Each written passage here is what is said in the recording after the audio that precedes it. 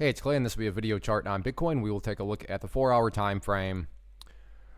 Real quick, what do I mean by 4-hour in case maybe you're new to charts? Instead of each one of these candlesticks here, as they're called, representing 1 day's worth of price action, which is what you would normally see, each one represents 4 hours. So this here may look like a few weeks worth of time. It's actually just the past few days broken down into 4-hour time slices.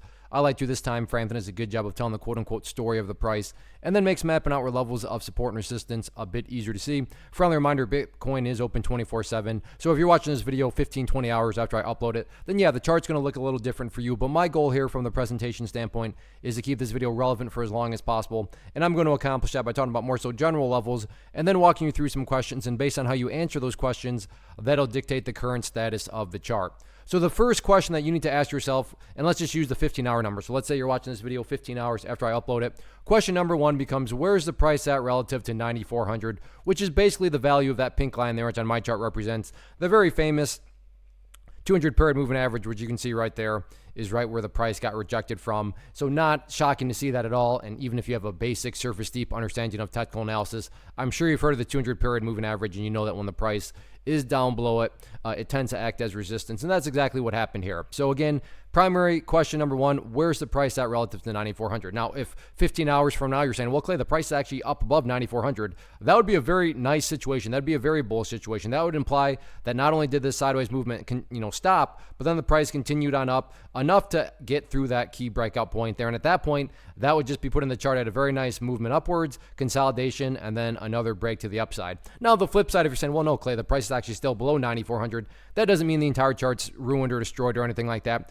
But the next immediate question you would want to ask yourself is, okay, well, where's the price at relative to 9160? And that's basically the value of that purple line there, which on my chart denotes the 50 period moving average. So 9160 going to be that level where, like I said, if you are answering that first question that the price is still down below 9400, well, then just take a note of where's the price at relative to 9160. Now, if you're saying, well, Clay, the price is also down below 9160, at that point, the much more important level becomes that green line down there at 9,000. I've talked about this in many videos time and time again. So that'll be the level that you'll want to watch. But as of right now, it'd be pretty shocking if the price was all the way down here at 9,000 all of a sudden. But those are going to be the main levels to watch going forward. And then, of course, I should note that if you're answering the question that the price is above 9,400, at that point, it's just a matter of common sense, gut instincts, meaning the further the price is away and up above from 9,400, well, then that's just the more bullish the situation has become, right? So nothing fancy or complicated there. The further up above 9,400, the more bullish the situation. Same with down here. If the price is somehow down below 9,000, the further down below 9,000 the price actually is, the more bearish the situation has become. So like I said, use these levels, walk yourself through those questions, and that'll keep this video for as relevant for as long as possible.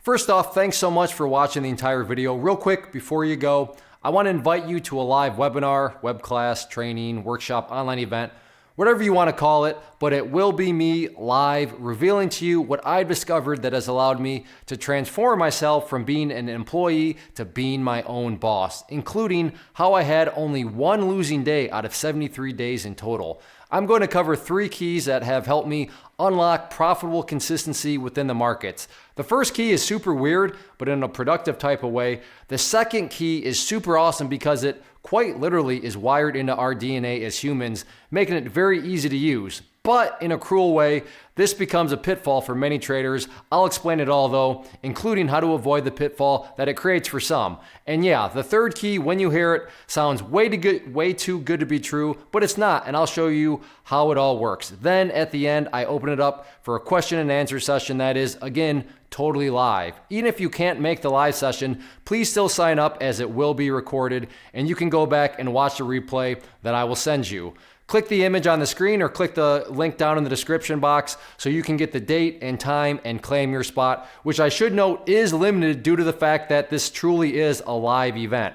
If you have any questions, let me know. If not, I'll be seeing you soon.